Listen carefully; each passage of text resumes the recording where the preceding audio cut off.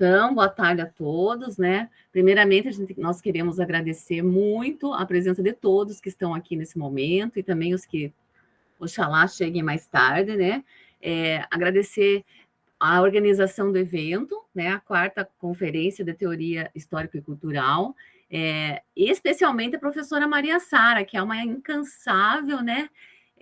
Promovedora de encontros, eu diria, né? E essa mesa é fruto de um encontro desse que começou na segunda conferência e que nós não paramos mais de trabalhar juntos, pensar juntos a questão indígena, junto com os nossos alunos, principalmente, quando eles demandam. O professor Alex, de uma gentileza extrema, né, de uma generosidade intelectual e afetiva maravilhosa conosco, então nós só temos a agradecer, né, tanto que a Luciana e o Giovan estão aí, mas eu acho que mais alunos virão, né, e com o Giovan também é um encontro que nós temos já desde 2018, como intelectual indígena que ele é, né?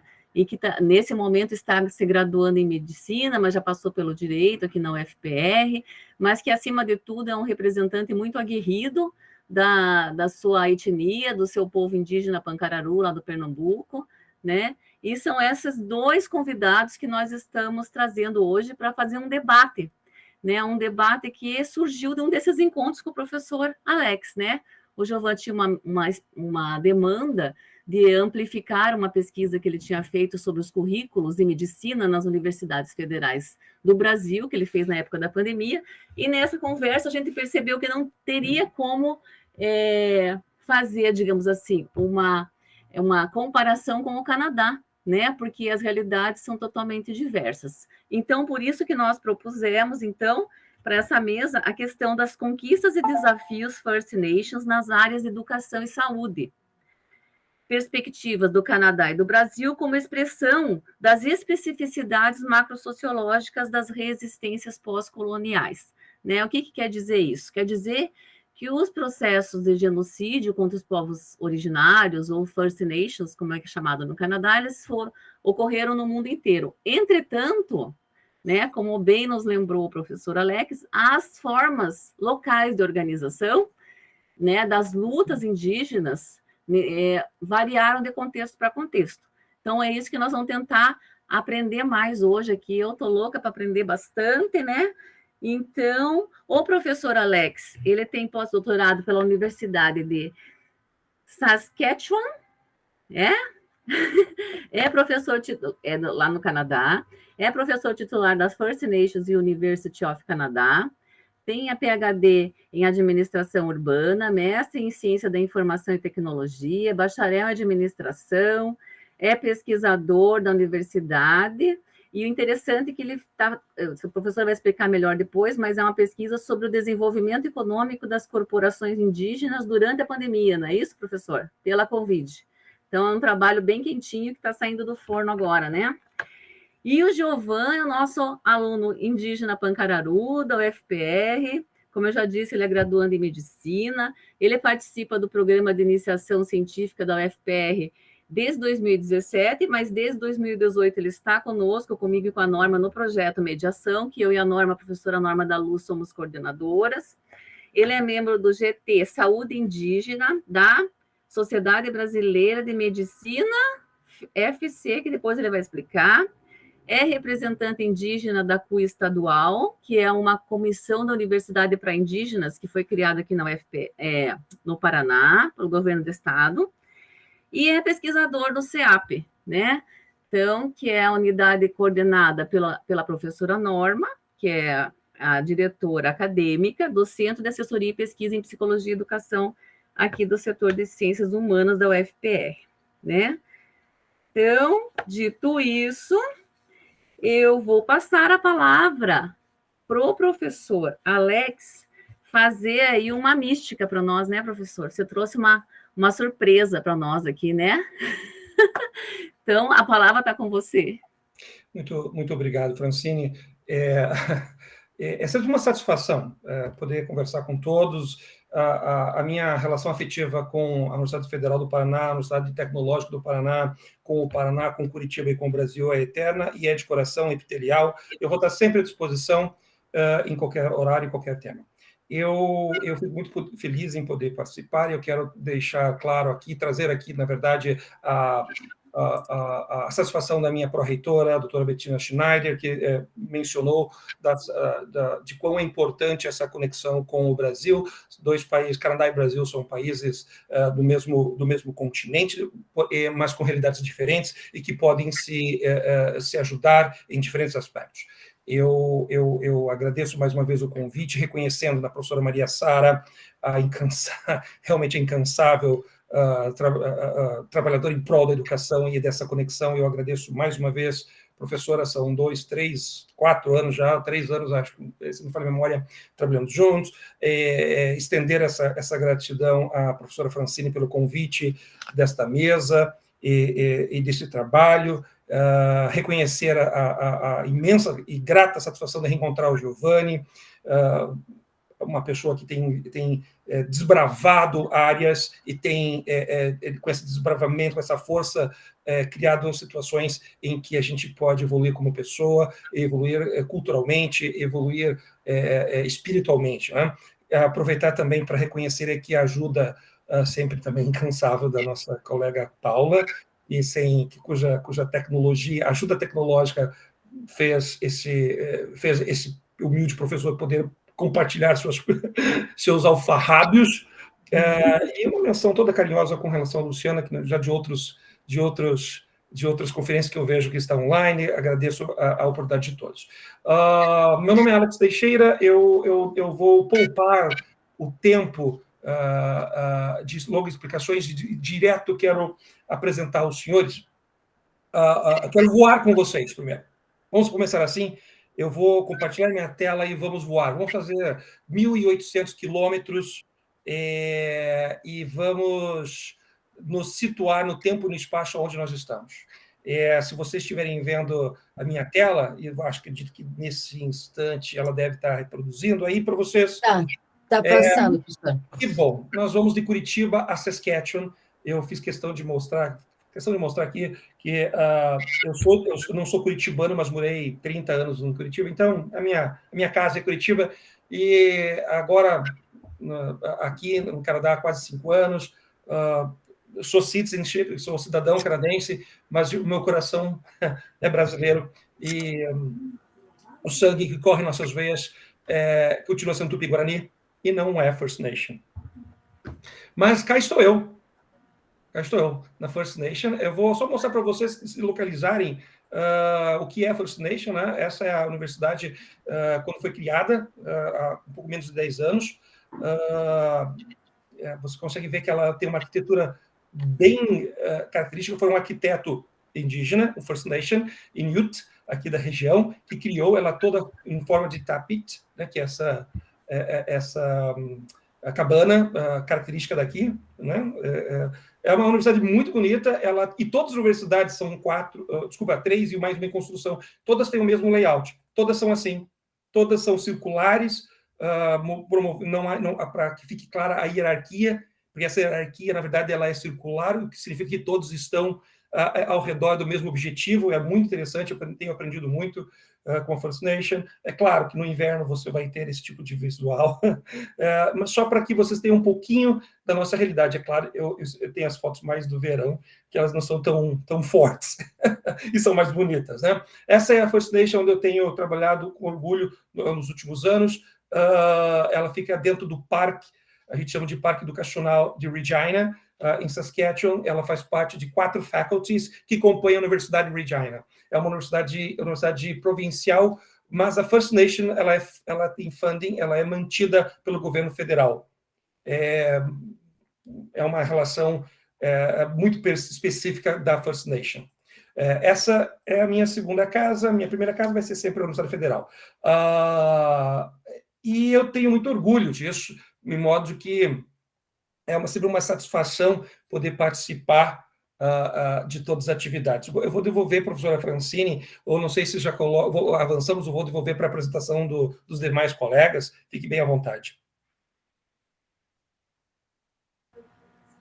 Jovan, quer falar primeiro? Como é que nós vamos fazer?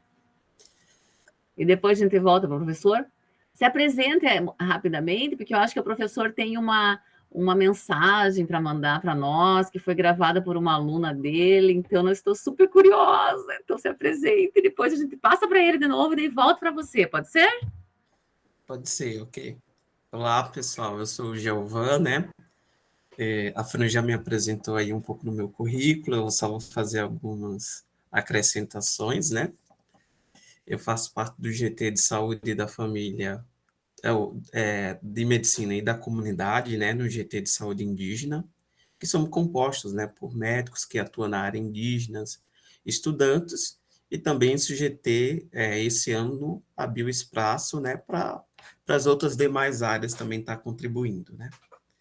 Então, eu sou da etnia Pancararu, minha comunidade fica localizada em Pernambuco, né, na região do Vale do São Francisco, e eu estou aqui na UFPR desde 2017.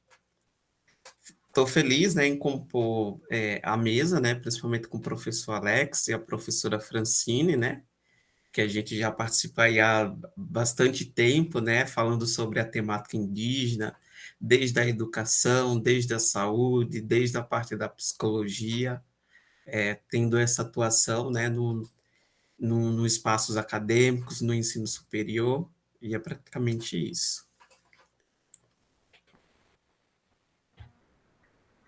Pode retomar, professor Alex. Então, nessa saudação, eu conversando com os meus pares aqui na Universidade First Nation, a gente solicitou a uma das anciãs, ela não fica aqui em Regina, ela fica no extremo norte de Saskatchewan, na reserva. Ela faz parte do board, ela é uma First Nation, uma senhora lá de 70 e poucos anos, ela faz parte da mantenedora da universidade, porque ela é, como eu disse, a universidade é funding federal, mas ela é administrada pelos anciãos, pelos elders, como eles chamam aqui. A elder Margaret Reynolds gravou uma mensagem especial para esse curso, né, e eu vou compartilhar com vocês com a permissão da professora Francine.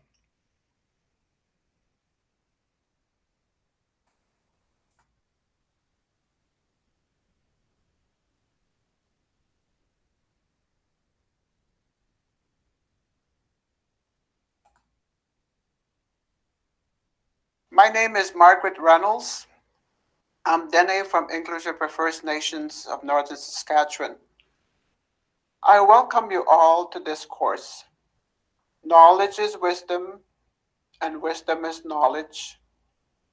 And education is the only way to go now. To wish you well on your learning journey, I'll say a little prayer. Yidari yen res kesi don tseneke a job. Daril fi horel you tane doslig e na baida yastiasi. Yidari yen du hon res kesi horel you a jadaril fi bapa so waiha. Akanate si titlis kanate e tino res kesi. Horel you no panaite a janaite. Ethia. It's an idea. I got an it high hat. Will you never as we had it less can out day to a treat it less can I day has death there, rest casing. Hoi hoi. I wish you all the best. Marcy Cho. Well, yeah. Que lindo, estou aqui emocionada. Viu que coisa mais chique, Maria Sara, ela mandou mensagem exclusivamente para o seu evento, para esse momento, nossa, abençoando. Fala, professor. É muito... toda a experiência que eu tenho com os elders é uma experiência única, e eu fico muito feliz em poder dividir isso, porque eu sei o quanto eles são, o quanto nós, eu vou colocar na terceira pessoa, estamos imbuídos em promover uma imersão cultural entre os países, entre todos os povos indígenas.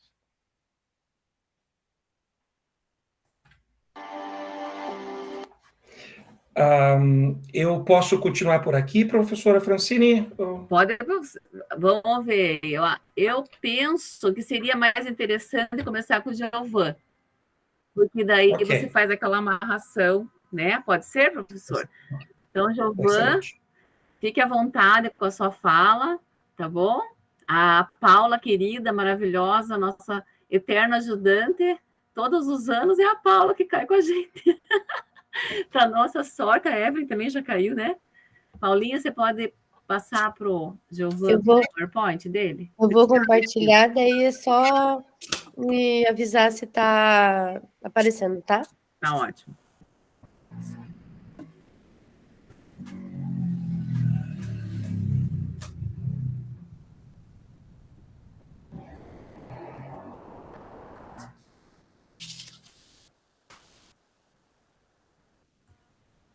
Para mim, está aparecendo as pessoas, em vez de aparecer o PowerPoint, é isso? É, para mim também, Paulo. Ué, eu estou usando aquele PDF que a professora me encaminhou no e-mail. Compartilhando. Vou tentar de novo, peraí.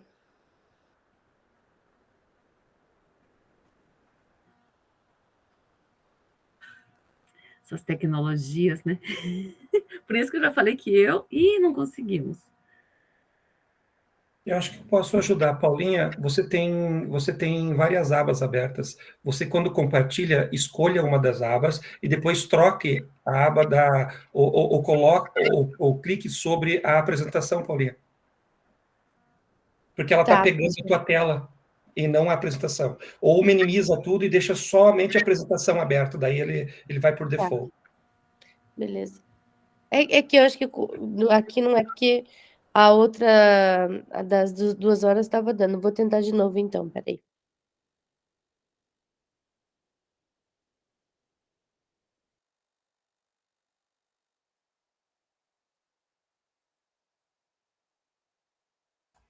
Acho que a sua apresentação está minimizada, Paulinha, deve estar lá embaixo.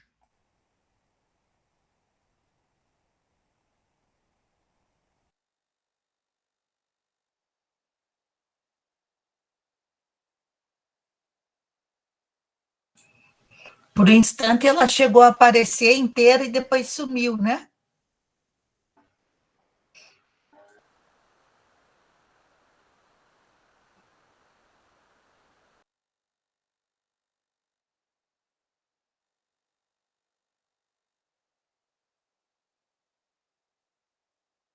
Ainda não foi.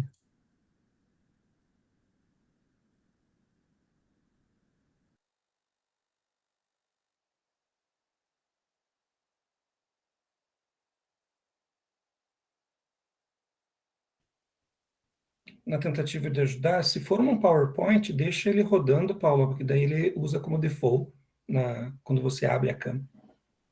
Eu estou tentando, professor, até minimizei tudo e coloquei em tela inteira para ver. É um PowerPoint? Não tá. É um PDF que a professora Francine me mandou. Você consegue ler o PDF? Eu baixei o PDF. Abre ele na tua tela. Só tentando ajudar, não quero atrapalhar. Abre ele na sua tela. Se você consegue ler ele na sua tela, é porque é uma aba. Eu percebi que o PDF não está aberto como uma aba. Tá, deixa eu ver agora, vamos ver. E agora? Agora você tem que compartilhar para a gente ver. Ah, não tá. Eita.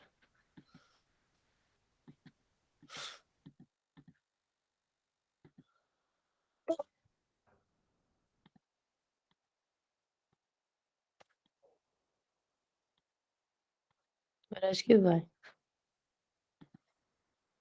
Agora foi? Tá passando a tela, Paula.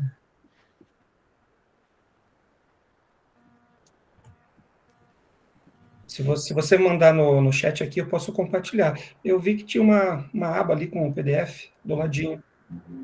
Foi agora? Eu estou indo ali, apresentação PowerPoint, não é aquela ali?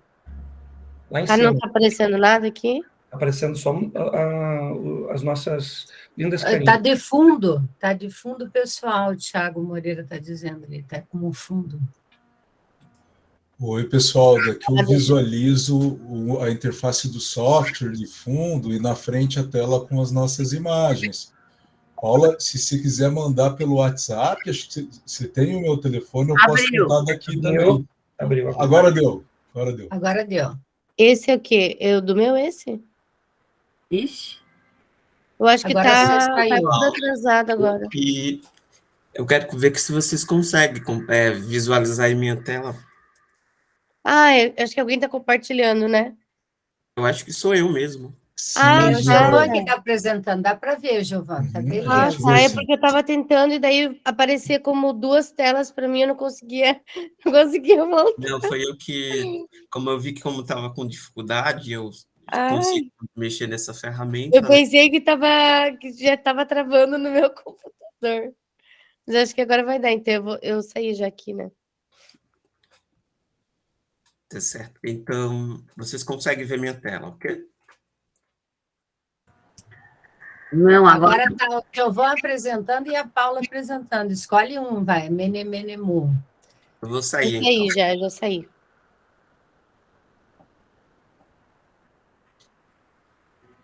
Tudo ok aí? Eu não vejo vocês. Não, mas a sua tela tá certa assim, gente? Tá bem pequenininha, não é isso? Tá como se fosse um quadradinho. Ai, gente, eu não vou tentar ajudar porque eu sou péssima. Oi, Giovanni, aquele momento a gente estava visualizando, acho que é só E você agora, você compartilhar de consegue novo. visualizar? Agora não, ele está sem compartilhamento de tela.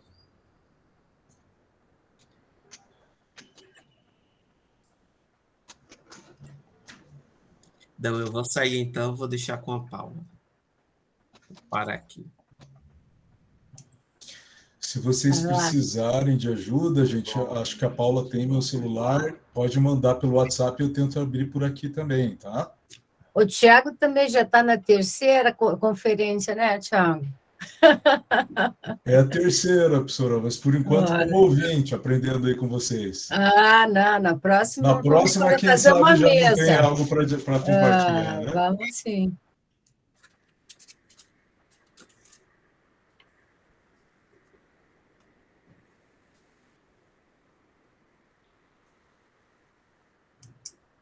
Paula está apresentando, está congelada a tela, Pão.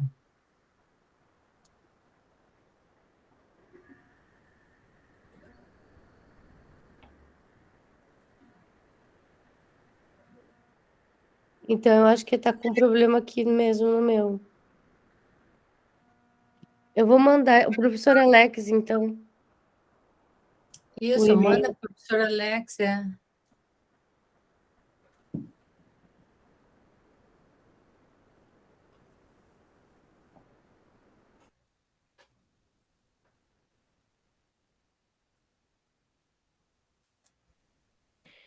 Mandei para o professor Alex.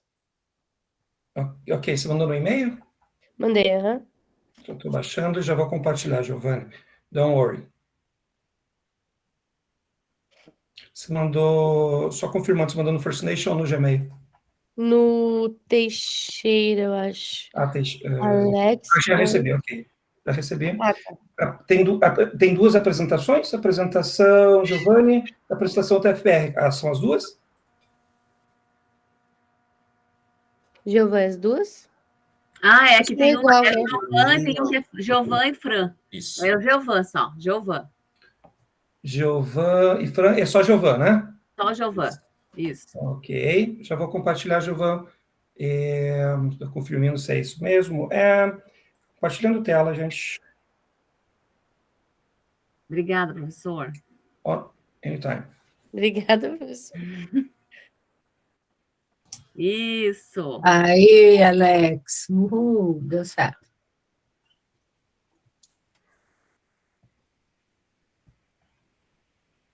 Só que para mim ficou numa tela bem pequena. Isso. Melhorou? Isso ficou melhor. Bom, pessoal, boa tarde a todos, né? A temática é a saúde indígena no Brasil e povo pancararu. Eu escolhi esse tema porque quando a gente fala em saúde indígena, a gente tem que pensar na grande diversidade de povos indígenas que existem, né, no Brasil.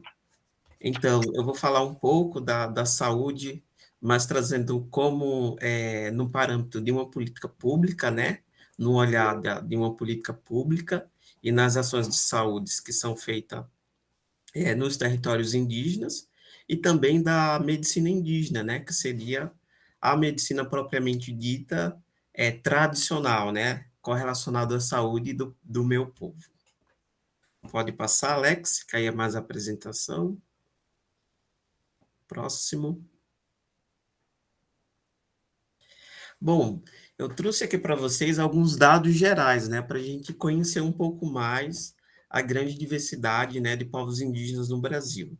Eu trouxe aqui alguns dados, né, referente à quantidade, né, em populações de povos indígenas.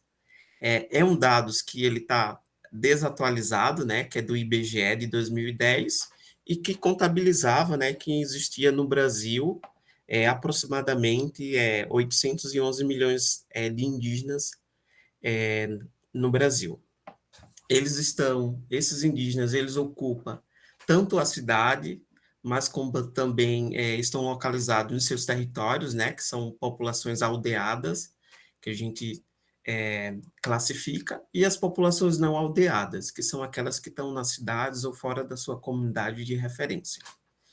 O Brasil tem mais de 230 povos, né? Nesse caso, a gente fala bastante de povos, a gente se refere-se a etnias, né? No meu caso, a minha etnia é Pancararu, mas tem etnia Chucuru, Aticum, Caiaxó, Pataxó, e entre diversas outras, que falamos mais de 180 línguas, né? Atualmente, ou seja, é um número muito grande, né, de diversidade linguística, e que estamos distribuídos, né, em todo o território nacional, desde a Amazonas, desde o Rio Grande do Sul até o Distrito Federal. A ocupação das terras indígenas em dimensões territoriais, ela ocupa aproximadamente 12%, ou seja, o Brasil é um país de grande dimensão, né? E o território indígena, né, ele corresponde a aproximadamente 12% dessa área total. Você pode passar. Quando a gente fala de indígenas, a gente deve pensar no mosaico, né? Porque há uma grande diversidade. Interessante eu trazer aqui, porque às vezes eu vou trazer o meu relato, né? Eu não falei no início, mas essa apresentação vai ser mais como se fosse um diálogo mesmo, né? Eu vou trazer algumas experiências minhas próprias, né, vivenciada, para ver se o assunto fica mais palpável e voltado. Quando eu entrei na universidade, né, pública, indígena, às vezes as pessoas apontavam muito, quando eu me reafirmava indígena, muitas pessoas não falavam que eu era indígena, porque para o público em geral, para a sociedade brasileira em geral, o indígena deveria ser aquele sujeito, né, que deveria ter o cabelo liso, que deveria ter uma pele tipo estilo asiático, esses fenotipos mais característicos. E daí que eu consegui entender que a nossa sociedade ela tem diversos equívocos em relação ao ser indígena, né? Às populações indígenas em gerais. Primeiro que a grande maioria faz uma generalização dessa cultura. Um outro ponto também é que somos uma cultura atrasada, né? Que as populações indígenas estão atrasadas, estão congeladas no tempo, e às vezes assusta muito a sociedade, né, brasileira em geral, quando vê um índio dentro da universidade, quando vê um indígena usando o celular ou qualquer instrumento ou aparelho tecnológico que seja dito que não pertence à cultura indígena. E também eu pude perceber, né, aí foi uma visão minha também, que tem um equívoco muito grande em relação à capacidade intelectual indígena mesmo. Eu falo isso porque quando eu entrei na faculdade de Direito, eu já almejava o curso de Medicina, mas por questões normativas, né, que seria internas, né, voltada de uma coordenação de medicina, o indígena não era capaz, né, de ocupar a vaga anualmente, e era feito um rodízio. E às vezes quando você pesquisava o motivo desse rodízio, eram justificativas muito preconceituosas, falava que o indígena era incapaz, e daí que eu vi que dentro da universidade e da sociedade brasileira muito grande, existe, né, uma discriminação muito grande referente às capacidades intelectuais indígenas. Então, aí a gente tem uma foto, né, com diversas etnias, diversas populações, com vários fenotipos, né? Interessante que a formação brasileira, né, de modo geral, ela tem uma base indígena e afro. Com certeza, se a gente for fazer um estudo de material genético em toda a população brasileira, a gente vai encontrar pequenos fragmentos da genética indígena. E somos essa diversidade aí, né? Somos, bem dizer, a raiz, a formação da população em geral. Pode passar, Alex. Eu vou falar um pouco, né, como eu tinha questionado, eu vou falar um pouco sobre a história da saúde pública indígena no Brasil, né? Como ela se iniciou, qual era os seus objetivos. Eu vou fazer um breve resumo aqui. Então, de política pública mesmo, né, sobre história de saúde indígena, de uma perspectiva de reconhecimento de direito do Estado, ela ocorreu em 1910, né, com a criação do Serviço de Proteção Indígena, que era conhecido como o CPI. Esse serviço ele estava vinculado ao Ministério da Agricultura, né, e suas ações de saúde mesmo eram mais estratégicas e em caráter emergencial, né? Ou seja, se aquela comunidade tinha um grande surto de doença, né, como, por exemplo, de tuberculose, ou se tivesse conflitos ali territoriais, esse serviço de proteção, né, ele ia dentro da comunidade e fazia todo esse processo, né, voltado à área da saúde. Realmente se tem mais um serviço voltado à pacificação do indígena, e não propriamente a oferta de um serviço de saúde. Nesse período, nem se pensava no respeito à interculturalidade, era uma saúde mesmo, era apresentada uma saúde não indígena ocidental, né? A vacinação, entre outras. Um outro marco é em 1950, que a gente tem o serviço de unidades sanitários aéreos, né? Porque a grande maioria, nesse período, a grande maioria do reconhecer indígena, ou seja, a gente está numa época aí em que o Estado brasileiro reconhecia os sujeitos de direitos isolados, ou seja, aquele indígena que era do Nordeste ou que estava próximo a um grande centro urbano, às vezes ele não tinha esse reconhecimento, né? Até porque na antropologia era um movimento que ele valorizava muito aqueles estereotipos, que o indígena deveria ser o sujeito que seria isolado, que está na mata, que está distante da comunidade. E esse serviço ele foi o primeiro serviço vinculado mesmo ao Ministério da Saúde, e seu objetivo mais era de assistência na área da saúde, né? Como, por exemplo, na vacinação e na oferta também de algum tratamento odontológico e no controle de algumas doenças, como, por exemplo, na tuberculose. Em 1967, a gente tem a criação da Fundação Nacional do Índio. Nessa equipe, uma fundação, ela criou uma equipe, né, que era conhecida como Equipes Volantes de Saúde. Era uma área da FUNAI que era responsável pela saúde indígena no Brasil, e que também a gente verificava poucos médicos atuando e uma pequena equipe. E nesse período mesmo, a saúde, né, as ações em saúde, elas ocorriam mais pelos profissionais não médicos, né, não formados na área de graduação. Era mais mesmo técnicos em enfermagens, auxiliares em enfermagens. Pode passar. Aqui eu trouxe primeiro para falar em saúde, a gente tem que entender o que é saúde, né?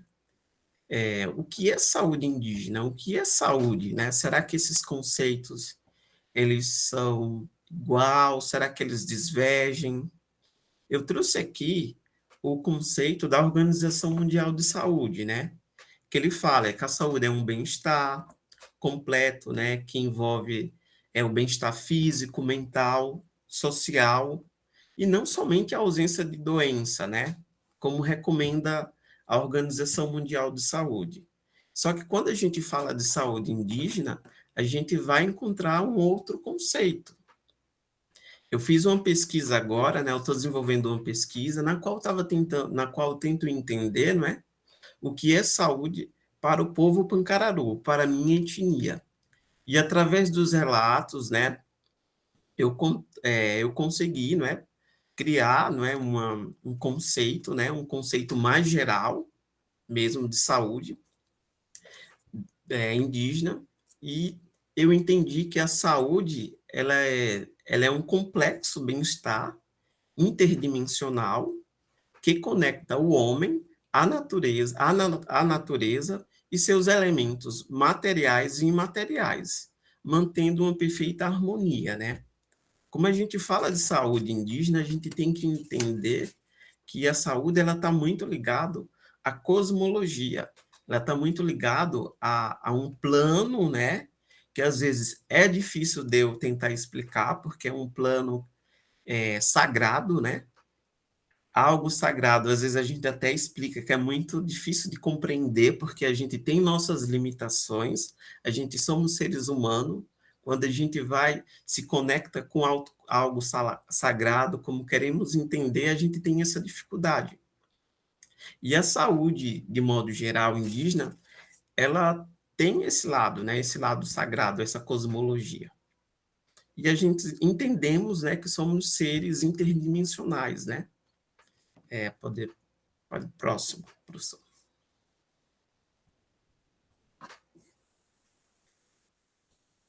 Aqui era a continuidade, né, da história da saúde indígena, o marco mesmo da história da saúde pública no Brasil, né, ela ocorre em 1988, né, com a Constituição Federal, né, na qual o Brasil cria o Sistema Único de Saúde, né, que dentro do Sistema Único de Saúde, né, foi criado, né, articulações na área de atuação da saúde indígena. Só que a saúde indígena ela já foi, né, pensada na primeira conferência, né, ou seja, bem antes da criação do SUS, já teve a primeira Conferência Nacional de Proteção à Saúde do Índio, né, ela aconteceu, foi um marco muito importante na história da saúde indígena, porque foi um momento na qual reuniu lideranças indígenas, órgãos públicos, especialistas na área de saúde indígena, né, pública no Brasil, para tentar, não é, desenhar um modelo e uma diretriz de uma saúde indígena, né, diferenciada, intercultural. E o objetivo também era além de avaliar também a saúde no indígena, da atualidade e tentar contextualizar. De 1988, quem é responsável pela saúde indígena é a FUNAI, né? Somente em 1999 é que a saúde indígena deixa de ser executada pela FUNAI e vai ser agora administrado pela Fundação Nacional de Saúde, né? Que seria a FUNASA. A FUNASA ela foi ela que estabeleceu, né, o subsistema de atenção à saúde indígena no âmbito do SUS. Eu vou falar um pouco mais sobre esse subsistema. Pode ir, Alex. Próximo. Antes, é interessante a gente entender quais são os fatores determinantes da saúde, né? Ou seja, de todo o processo de saúde indígena. Primeiro, a gente tem que entender que a saúde para as comunidades indígenas, isso de um modo em geral, ela ocorre no território. Primeiro, o indígena ele precisa garantir o direito territorial, o direito à posse, para daí vir os demais outros direitos, né, que é o direito à saúde, o direito à educação, o direito à cultura, o direito de existir, não é, a vida mesmo, o direito da vida, ele sobressai. A garantia da cidadania, não é, dessas comunidades, porque antes mesmo o Estado ele reconhecia os povos indígenas como eles eram tutelados, eles não tinham um reconhecimento do Estado, eles não tinham um reconhecimento de cidadão por parte do Estado. Eles eram sujeitos tutelados, né, e somente com a Constituição, né, que a gente teve um grande avanço. O respeito à interculturalidade, né, porque a saúde indígena, quem atua na saúde indígena precisa entender essa interculturalidade e a especificidade de cada povo e sua organização própria e modo de vida. A ciência divina, né, no caso, seria todos aqueles saberes que a comunidade tem. No caso, o povo Pancararu, a gente tem os nossos saberes voltado à saúde, né, que a gente fala muito que é uma ciência divina, né, que é a nossa saúde, são as práticas de saúde indígena, que ela também está muito ligada às nossas crenças e costumes, né? Só que para isso, a questão, quando a gente fala, se eu for falar de saúde indígena do povo Pancararu, para a sociedade de modo em geral, eles vão dizer que aquelas práticas em saúde, elas são inexas, que elas são incoerentes, que elas são irreais. Como, por exemplo, né, eu vou trazer aqui a figura do Saci Pererê, mas o Saci Pererê ela é uma figura folclórica, né? Todos sabemos, ela faz parte do calendário lá de agosto, e ela é uma figura folclórica. Para o povo Pancararu, a gente tem, não é o Saci Pererê, mas é como se fosse similar, o Pai do Mato, né? Que é uma entidade, não é?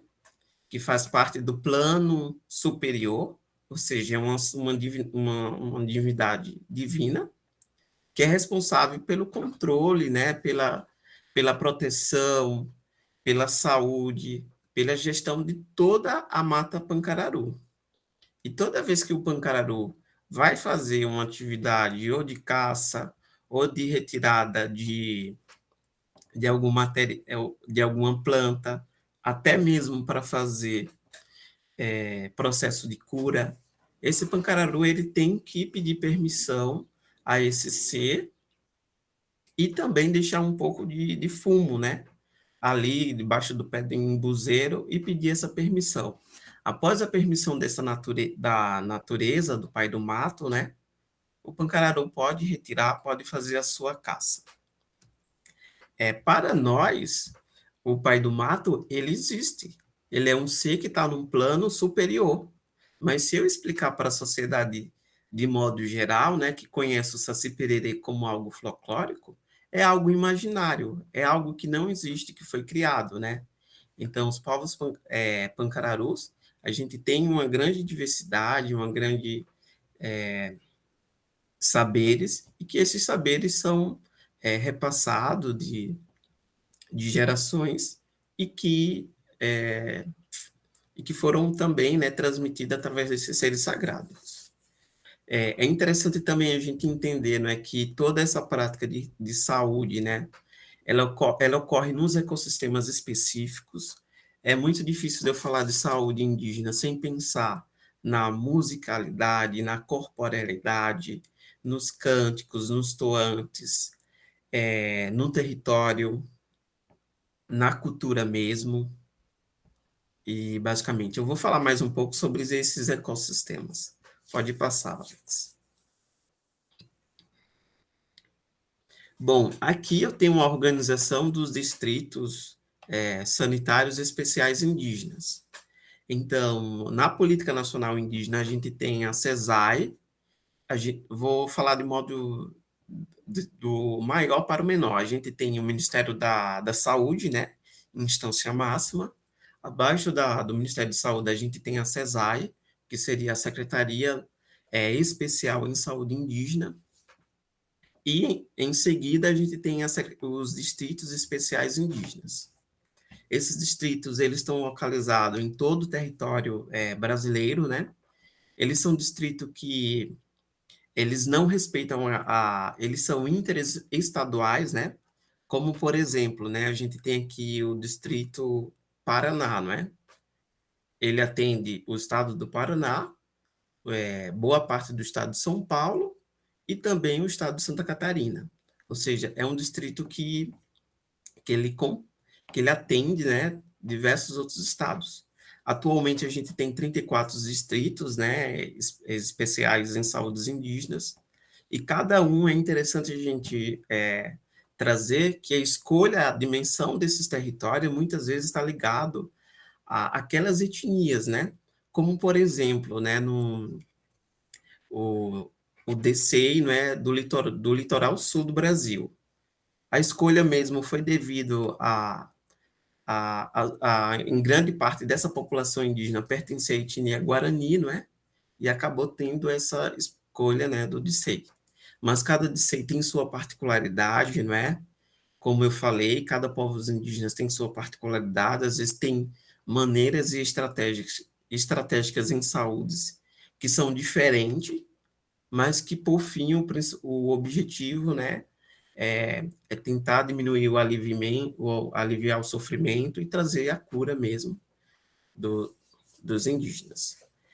A equipe de saúde que atua nesses DCI, eles são compostos, né, por médicos, enfermeiros, cirurgiões dentistas, técnicos em enfermagem, técnicos em saúde bucal, e também a gente tem, né, devido a uma grande luta da população indígena, né, o reconhecimento dos agentes de saúde indígenas, né, que são esses sujeitos que são muito importantes naquele processo de conexão, né, porque às vezes chega lá o profissional que muitas vezes não é indígena, e aquele agente de saúde indígena acaba sendo o tradutor mesmo, porque quando a gente fala em saúde indígena, a gente tem diversas barreiras.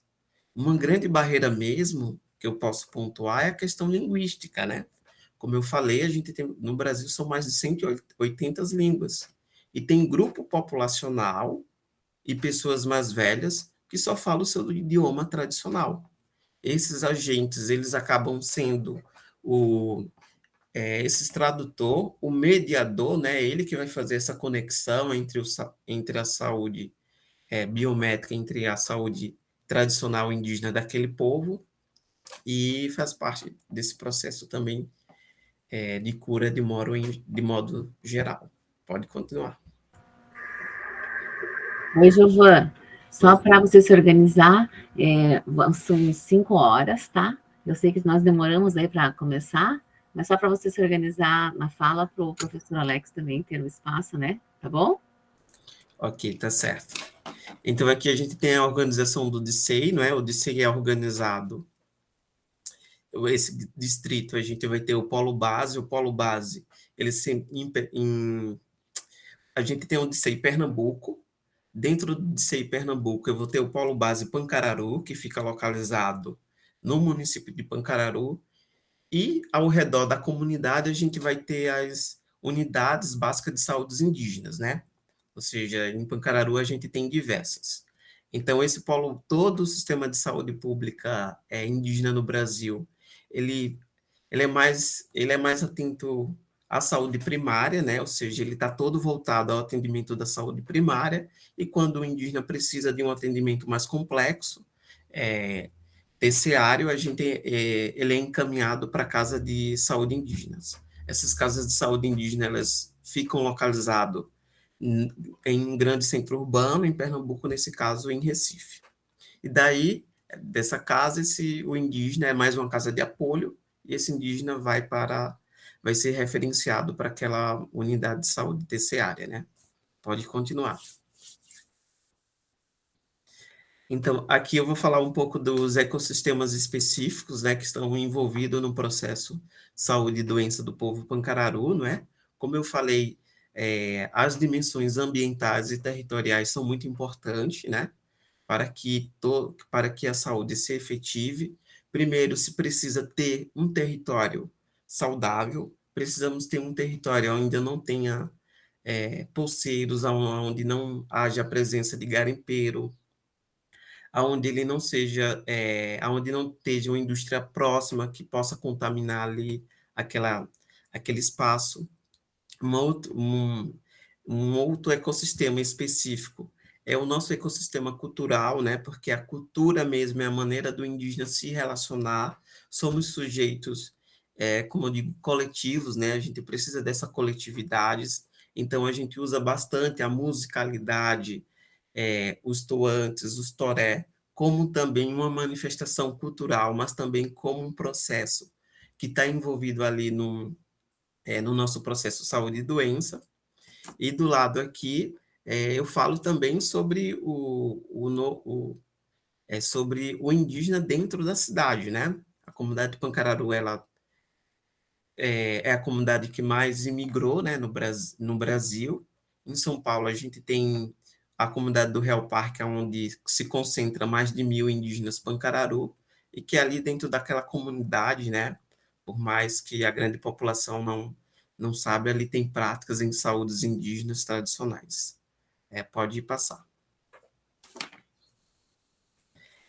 Aqui é continuidade, né, como eu falei, né, toda a questão da saúde indígena, ela envolve também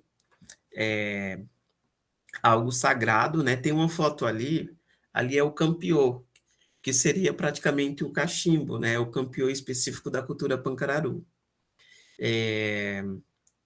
Esse campiô, ele faz parte, né, do processo de cura, né?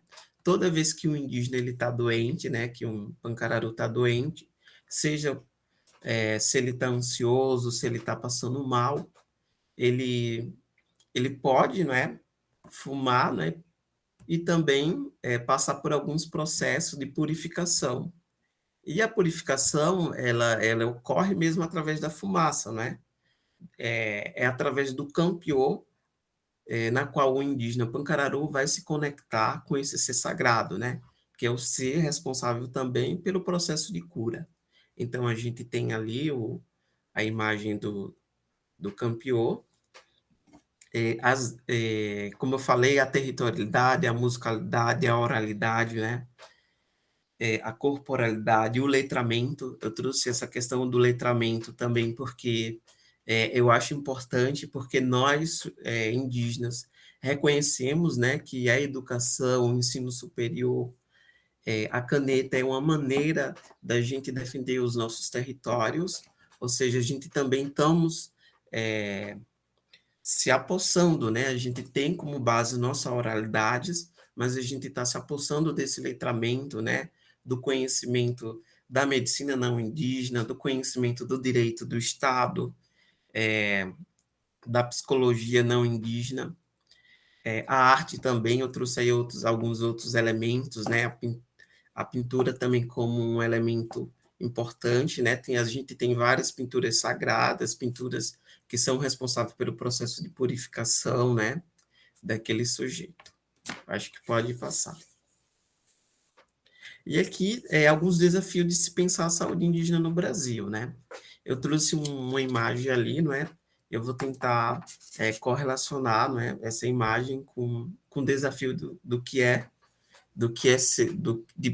pôr em prática a saúde indígena no Brasil. Primeiro, que muitos profissionais eles acham, né, que sabem atuar em contextos interculturais, né? E isso é muito difícil, porque é um desafio muito grande, porque no processo da formação, né, nas escolas médicas, a gente não tem, não é? A gente verifica poucos conteúdos que falem sobre a saúde indígena. Eu trouxe ali a imagem do Hospital de Clínicas, né, da UFPR. O Hospital de Clínicas, ele é administrado por uma rede, né, de complexo, né, de hospitais, e no estado do Paraná ele foi considerado, né, conforme a pesquisa, um dos melhores hospitais, ganhou em primeiro lugar. Só que daí a gente vai se pensar, será que o que seria o primeiro lugar, não é, para aquela rede, para aquelas competências de avaliações? Será que avaliaram a questão do cuidado na sua integralidade, na sua interculturalidade, pensando todas as suas dimensões?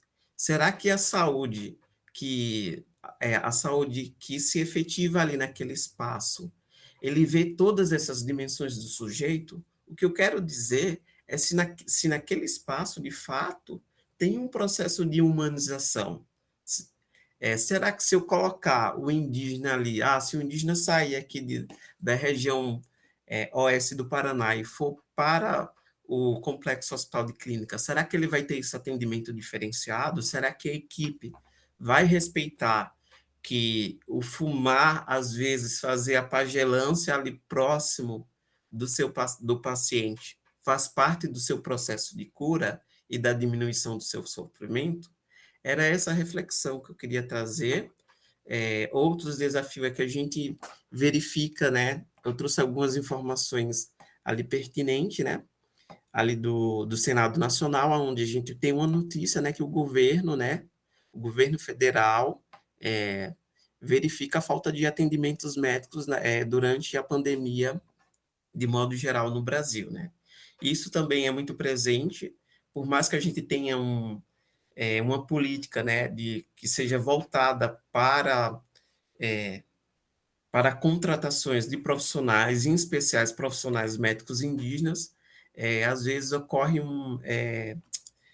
essas vagas muitas vezes não são ocupadas, porque esses territórios são territórios onde tem para aquele profissional, né, chegar ali, às vezes demora, a questão territorial, são das implicâncias, são os dos fatores, né, da escolha do profissional não querer ir, porque muitas vezes aquele território ele é muito isolado, ele é distante, o profissional ali que vai atuar, na grande maioria desses DCI, eles precisam de dedicação exclusiva, né, são profissionais que passam 30 dias em áreas, em 15 dias de férias, então também tem isso.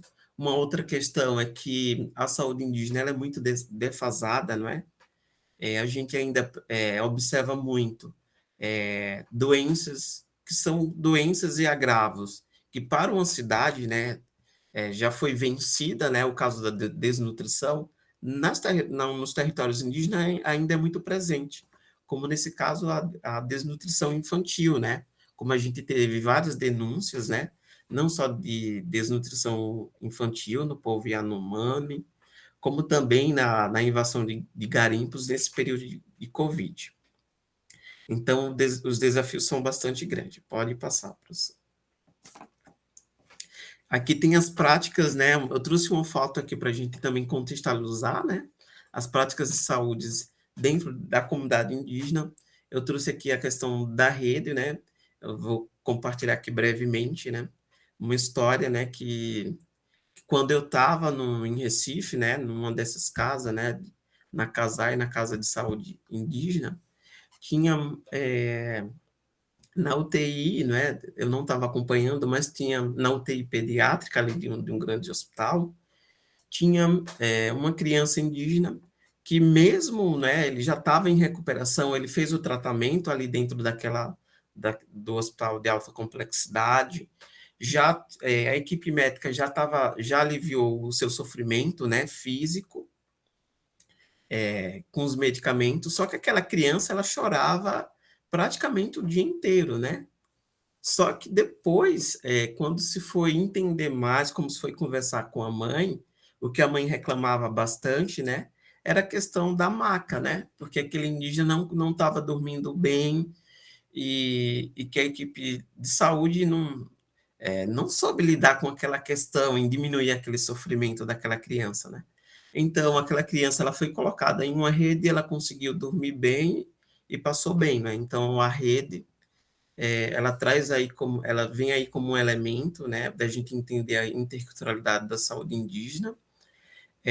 Toda a saúde indígena, como eu falo assim, a saúde indígena mesmo, ela é feita, a saúde tradicionais indígenas, ela não é feita pelos profissionais indígenas, elas são executadas pelos detentores daqueles conhecimentos, que são os pajés, que são as lideranças, que são os bezendeiros, são os raizeiros, né? Que estão envolvidos ali naquele processo. Como eu digo que entrei para estudar medicina, eu não vou dizer que eu entrei com todo aquele embagamento, até então, porque eu não tenho nenhuma formação, né? Como pajé, eu conheço minha cultura, eu conheço essa diversidade. E eu acho que o aluno indígena, ele vem para isso, né? Para fazer essa interconexão entre a saúde indígena e a não indígena. Tem ali algumas plantas medicinais e pode passar. Então, seria isso a minha apresentação, né? Obrigado, agradeço a todos. Muito obrigada, Gilvan. Né? Então, é interessante na sua apresentação também, como você explora bem aí essa forma como os povos indígenas, de uma maneira geral, não só os Pancararu, né? Eles forçaram as políticas e o sistema já existente para os não indígenas a estarem incorporando a especificidade deles, que é algo que está na Constituição, né? E eu não preciso passar o slide da educação, mas vou fazer um pequeno comentário, que em relação à educação é mais ou menos a mesma coisa, né? Desde que as caravelas chegaram, não vou contar os 500 anos, tá, gente? Fiquem tranquilos. As caravelas já chegaram com os jesuítas, já chegaram com tecnologia, né? Nós estamos falando do evento de tecnologia, com essa tecnologia que os jesuítas tinham, de aprender, dialogar muito bem com as realidades locais, transformando a língua deles numa linguagem, digamos assim, genérica, uma língua ponte, né, que servisse para acessar esses povos locais. Eles já tinham desenvolvido essas tecnologias. E com as caravelas, eles já vieram, e o intuito sempre foi, como diz o Gilvan, pacificar, né? Foi integrar, né? É uma política integracionista, negando a todos os povos indígenas que estivessem aqui as suas especificidades. E isso foi interferindo a educação. Ao mesmo tempo que para a população não indígena, o que tinha é que não tinha educação, né?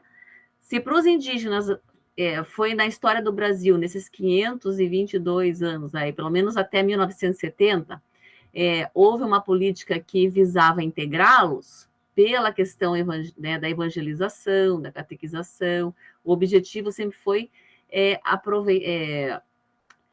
pacificar e também domesticar, digamos assim, né? Sob o argumento da civilização, queria fazer uma exploração econômica dessas mãos de obra. E foi também na educação, o caso foi a Constituição, né? Foi na Constituição que os indígenas conseguiram ter reconhecido seus direitos, né? A língua específica, a respeito às suas formas próprias de aprendizagem, né? E tudo isso ainda está no exercício de uma conquista, assim como está sendo na saúde, né? Então, eles saem eu acho que como estratégia, eles saem muito da FUNAI, que é um órgão menor, na verdade, em termos financeiros, sempre foi, e passam, como estratégia política desses povos, a forçar o SUS e o MEC, no caso, o Ministério da Educação, a incorporar as especificidades dos povos indígenas nas suas estruturas. E isso é uma luta, um desafio constante, né? Há uma contradição permanente e lutas permanentes. Esse governo que, oxalá, né? Graças a Deus, acabou, né? Ele tentou várias vezes extinguir toda essa estrutura na saúde, houve muita luta, né, dos povos indígenas para manter pelo menos a estrutura do jeito que está, claro, buscando sempre aperfeiçoamento. Eu acho que é isso, queria passar agora para o professor Alex, ficar bem à vontade, para fazer as suas considerações a partir da realidade lá do Canadá. Muito obrigado, professora. Giovanni, eu quero dizer que eu achei a sua apresentação realmente bastante impactante, muito mais do que bem organizada, ela está de maneira sucinta, nos colocando uma realidade que talvez muitos brasileiros não saibam. Talvez entre nós, como diásporas educacionais aqui, nesse congresso, possamos levar essa informação, levar essa mensagem para outras aldeias Vamos chamar esse mundo de Nosso Senhor, seja qual for, uma grande aldeia. Eu quero pegar um gancho aqui, professora, para começar, para contribuir, quando a senhora comenta e o Giovanni reforça sobre a questão da pacificação. Então, a pacificação, ela ocorreu de uma maneira institucional com relação aos povos indígenas, né? Essa pacificação, e eu vou estender aqui o conceito para colonização, né? A ideia, e eu não estou aqui usando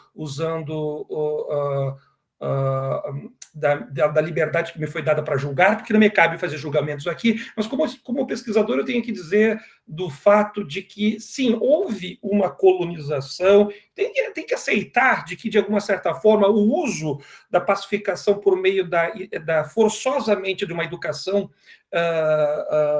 anglo-saxônica, para não dizer outra coisa, ela ocorreu no Brasil por parte espanhola e por parte portuguesa, na América do Norte, por parte inglesa, francesa, mas a gente pode avançar um pouco mais para a Austrália e falar dos aborígenes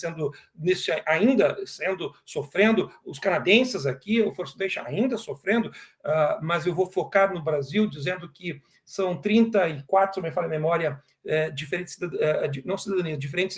casas ou estrutura de apoio medicamental ou medicamentosa ao indígena brasileiro. Uma realidade que nós não temos no Canadá. Nós não temos essa realidade. O fato é que no Canadá, hoje, o First Nation ele vai procurar a saúde como ocidental, vamos colocar assim, né? ou não tradicional indígena. Não existe casa de saúde canadense para o indígena. O indígena, infelizmente, aqui ele está sujeito a isso ou não ter. Então, nós temos ainda alguma coisa muito séria para aprender com o Brasil, muito forte para aprender com o Brasil.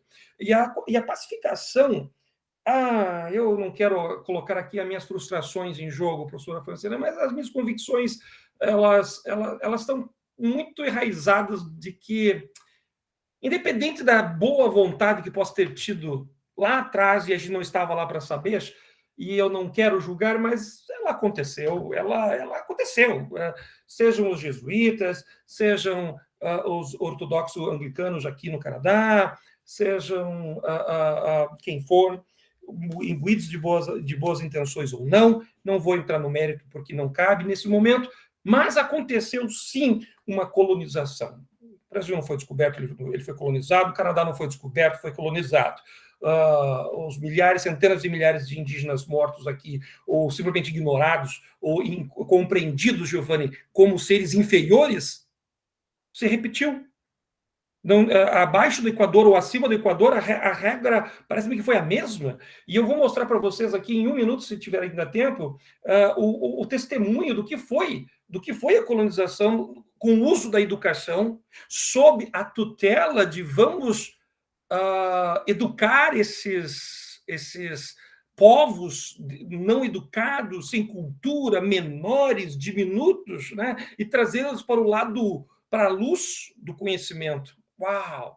E aí vamos lá, somos nós colonizados, e a nossa cultura é esquecida, a nossa cultura é colocada à parte, e, infelizmente, ela é massacrada de um jeito que crianças não podem mais reproduzir o seu conhecimento histórico. Eu vou mostrar para vocês o que aconteceu em menos de 5 minutos, se eu tiver esse tempo, o que aconteceu na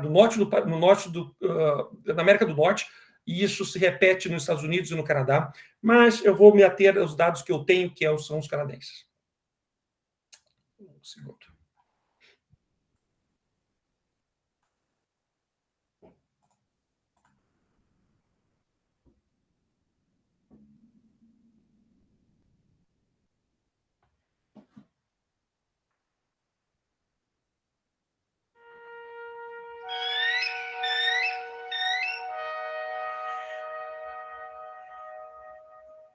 This is where the Beauval Indian Residential School used to sit.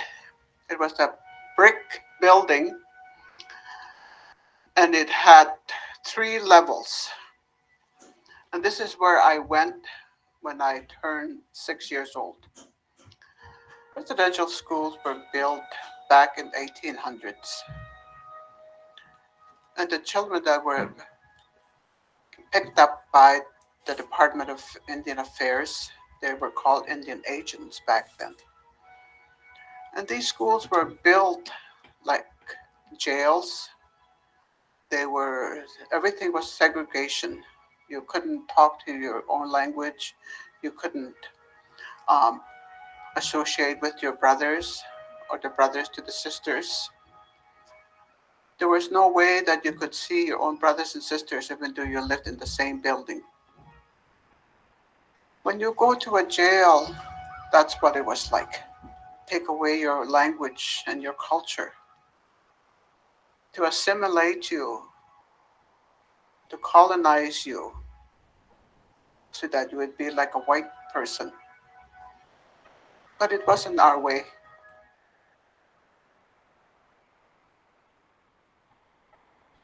I remember the steps were right about where this plant is right there, and you walked up the stairs.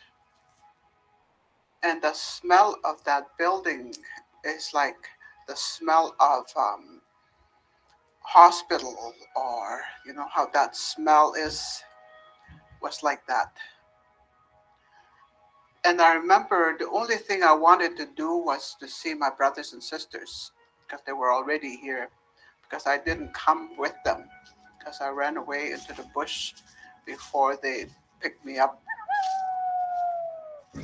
So I remember my dad came with me, and going up those stairs and entering that school. It institutionalized. It was like when you go to a jail, that's the way it was built. Everybody had little dorms. The small kids were upstairs, and then the intermediate and the senior were in the 3 categories, and so were the boys. And there was a big fence, and they had barbed wire on top of the fence so that we couldn't go over to see our brothers on both sides in the back of it. And that's where the priest's house used to be, because the priests had their own little mansion with nice things in it, and they ate the best food. We used to have to bring it from the school to them so that they could have oranges and apples and cheese while we ate really terrible porridge and burnt toast.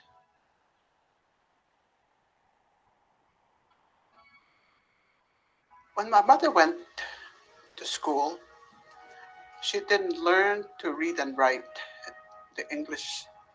She was put out in the gardens.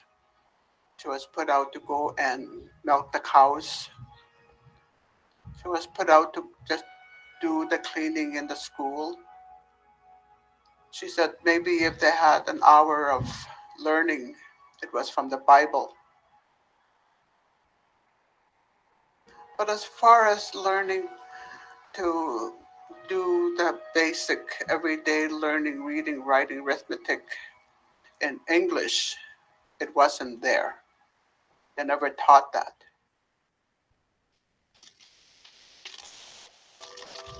In 1927, there was a big fire of the school before this one was there, where my mother went. When the fire started, on their side, the girls' side, they came out the woodens. And before, because it was made out of wood, it wasn't brick, and it just was like a blaze, like a bomb of fire just hitting that. And those boys didn't have a chance because the doors were locked, they couldn't get out. So those children all perished, all those little boys perished. And they were from 7 to 12-year-olds. But the saddest part was when the parents came to pick up their children. June of that year, they couldn't pick up their child because the child had perished in that fire and buried. Like 3 years later, they built that brick one. And it was good in a way because they had 3 years grace for my brothers and sisters to be at home. Yeah. So this is where it used to sit many moons ago. But today, now that it's all clear, we buried all the bricks, all the furniture. They dug a big hole and buried everything. I'm glad it's gone because there were so many bad memories of things that happened to me. But I forgave the people that did this to me. And so I can get on with my own life. All the good things that our parents taught us, the good values, we still kept. They might have hurt us physically, but we healed.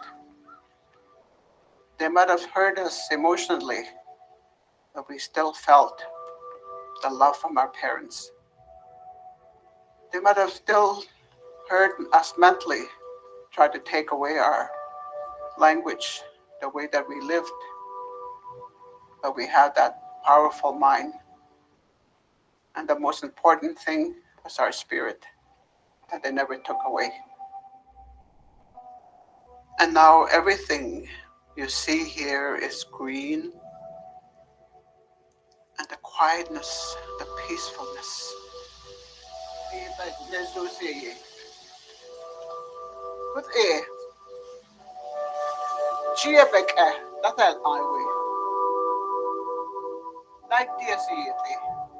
And when you see that eagle fly over my head, and I see that, and I think, yeah, the Creator's taking care of us.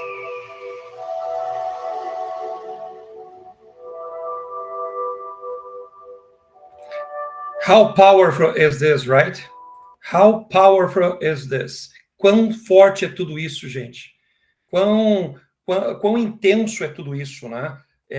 Essa relação com a colonização é tão forte, relacionando o uso, o pretexto de trazer o conhecimento e a supremacia the white people, a supremacia é tão forte. Isso aconteceu, então, veja, ela fala entre 1800 e 1927, o Indian Act acontece em 1971, né, com o reconhecimento dos povos indígenas, e agora eu vou mostrar para vocês um minuto do que aconteceu com a vinda do Papa aqui, há 2 meses atrás, menos de 2 meses atrás. O quão forte ainda está toda essa relação. Essa é uma indígena que faz parte da comunidade Musqueam, aqui próximo de Alberta, isso é perto de Saskatchewan, ela faz parte do território, do quarto território dos Métis, Dakota, e nesse evento onde o Papa reconhece a colonização e pede desculpas, pede perdão, o que é singelo, o que é importante, o que é interessante, o que faz parte do crescimento humano, mas a dor do que eu vou lhe mostrar agora, ela é epitelial. Vejam isso. A fist raised to the sky, a woman's voice carrying over the crowd in song. This was Musqueam's Monday, the first day of the papal tour. Moments earlier, Pope Francis had apologized for generations of cruelty and harm.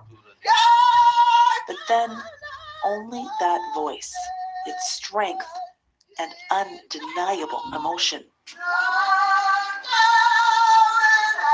To many, it sounded like O Canada, the language, to those who know it, unmistakably Cree. Her eyes seemed to reveal so much pain, the final notes building to a deep cry. This wasn't part of the program. And then, still before the Pope, the woman shouts, her words carrying so much passion. I turned my back, I said, hi, hi, and I shook it off. That's enough because I wouldn't let it hurt me anymore. Her name is Sepiko, and she says what she sang in Maskwacis wasn't the Canadian anthem at all. No, that's not O Canada, that's our village in the language of the Four Winds. After the song, I spoke the law to him, the law of these lands.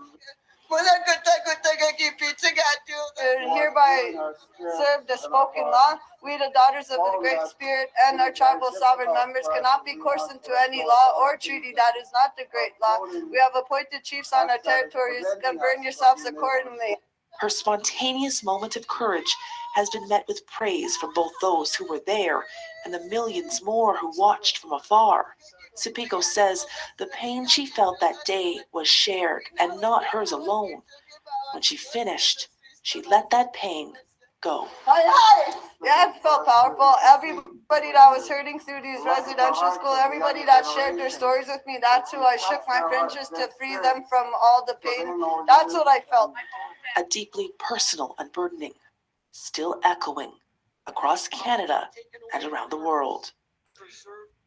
Essa foi, sem dúvida, uma das mais, eu não vou dizer sensíveis demonstração de como a colonização pode alterar o rumo da história de um povo.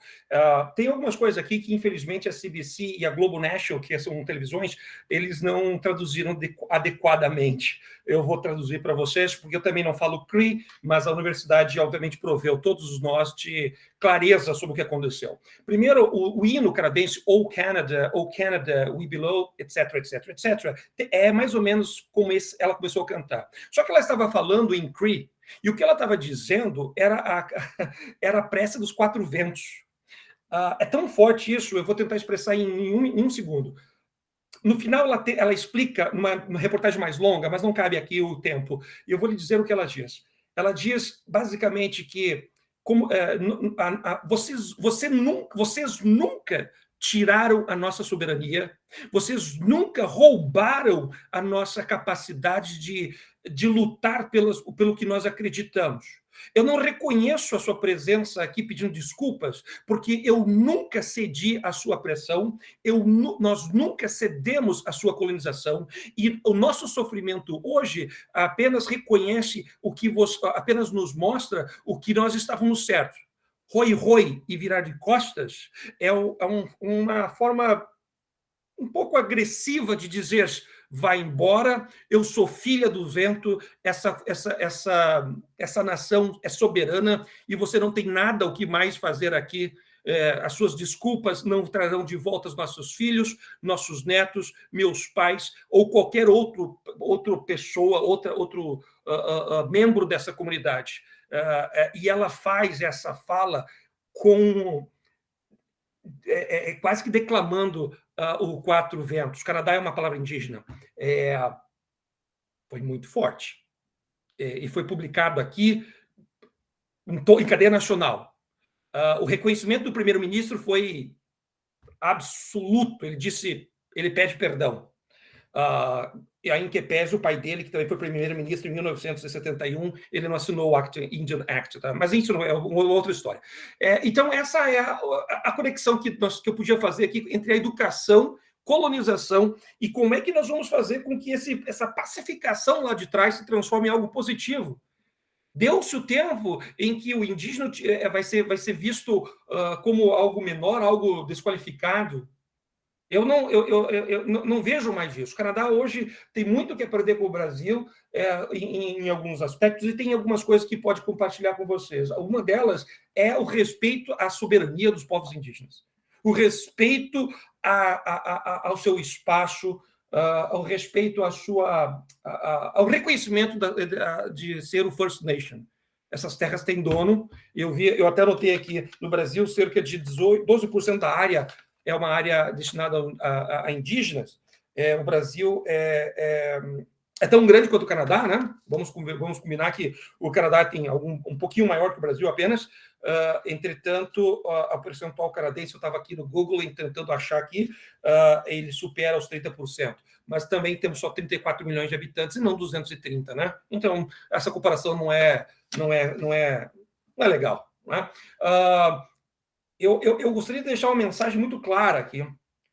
Longe de ter atingido um estado positivo nas relações com o First Nation, nós temos muito o que fazer, mas o fato de termos uma instituição de ensino superior, como a First Nation University, o fato do reconhecimento do First Nation, do indígena, e sua soberania, o que lhe dá direito, portanto, a uma série... ao banco indígena, à identificação indígena, ela também teve um revés negativo. Sabe, teve um momento lá na história em que a identificação indígena era negativa. Eu tinha uma carteirinha de indígena, né? Isso foi remediado, porque não era essa a intenção, acreditamos, então foi remediado. É uma luta constante, Giovanni. É uma luta que não começou ontem e não vai acabar hoje. Certamente vai continuar com seus descendentes e os meus. Mas, pelo menos, eu termino essa minha fala dizendo que, pelo menos, os meus filhos reconhecem a importância cultural, a importância do fragmento de DNA First Nation em cada um que vive nesse país, que eu hoje, proudly, proudly, eu faço parte, com orgulho faço parte. Eu quero dizer que, não diferente do Brasil, aqui todos têm um fragmento indígena, todos, seja da área francofônica ou anglo-sônica, né? Eu até teria mais um comentário para fazer, professora, mas eu acho que nós estamos adiantados na hora, que é como é que a gente vai fazer com que a reconciliation, né? Como é que a gente muda essa história? Aqui nós começamos isso com o que eles chamam de Four Season Reconciliation, as 4 estações da reconciliação, com um projeto de 30 bilhões de dólares, eu vou repetir esse número, com um projeto de 30 bilhões de dólares, envolvendo as comunidades indígenas, que hoje são em torno de 2,5 milhões apenas, menos de 10% do que era aqui no Canadá, mas representam uma questão econômica muito forte. Parte dessa pesquisa que a professora mencionou logo no começo. Como é que nós vamos trazer os business indígenas e validar a educação e a cultura indígena First Nation na sociedade? Aqui optou-se, então, por validar todas as corporações e os desenvolvimentos econômicos como suporte da cultura, porque se entende que se a questão econômica indígena está adequada, ou pelo menos com incentivo, é mais fácil que, como eles são autônomos, né, a comunidade indígena aqui ela é soberana, eles podem gerir o seu destino. Há controvérsias nessa minha última fala, não é exatamente autônoma, mas há uma tentativa de dar essa autonomia com passos pequenos, passos de nenéns, passos de criança, a gente está evoluindo. Muito tem que se fazer, eu acredito.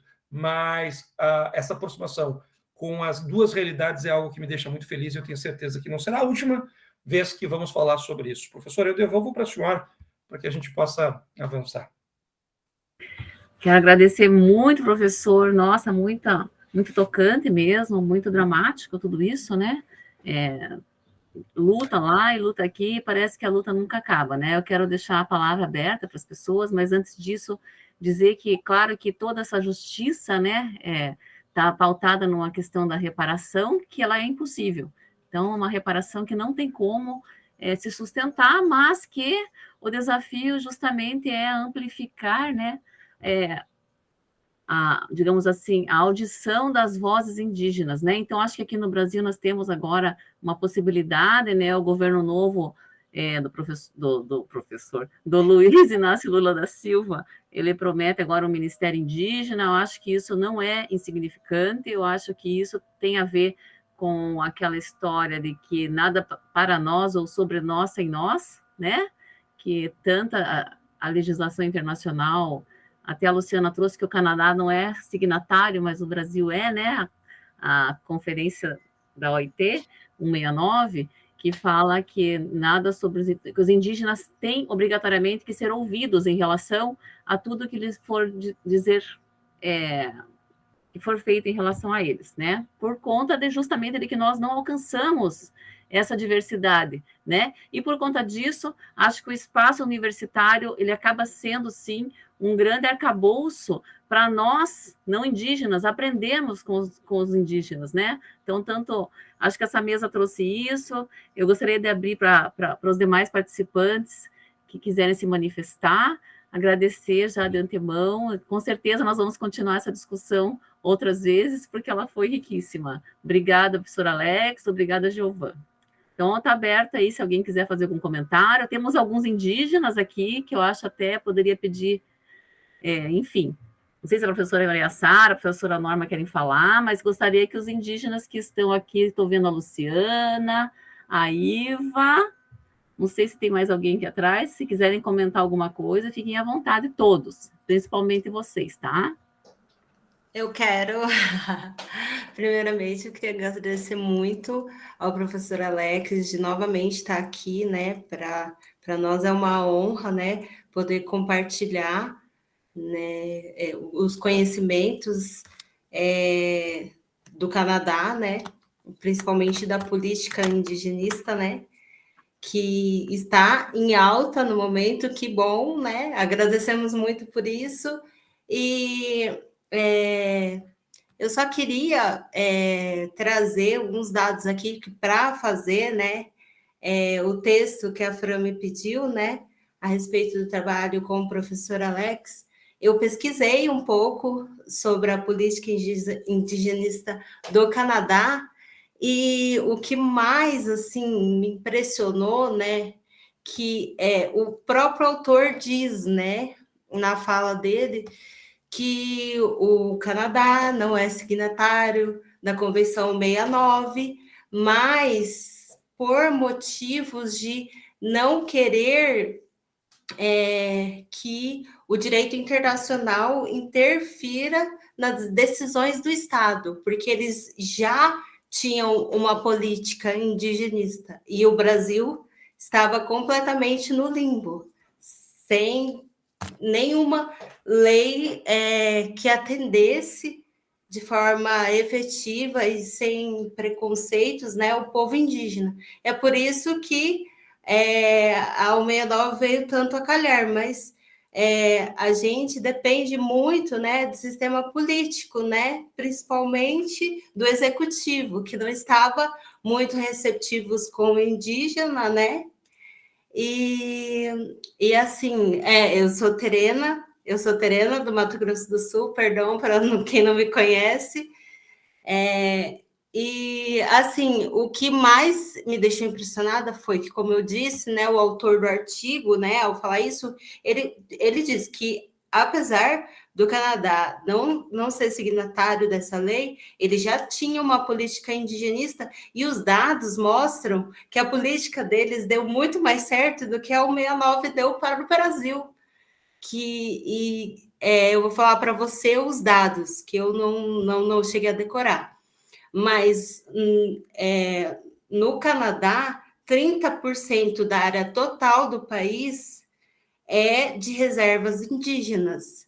E já no Brasil, só 12,5% total da área do país, ou seja, menos da metade que no Canadá.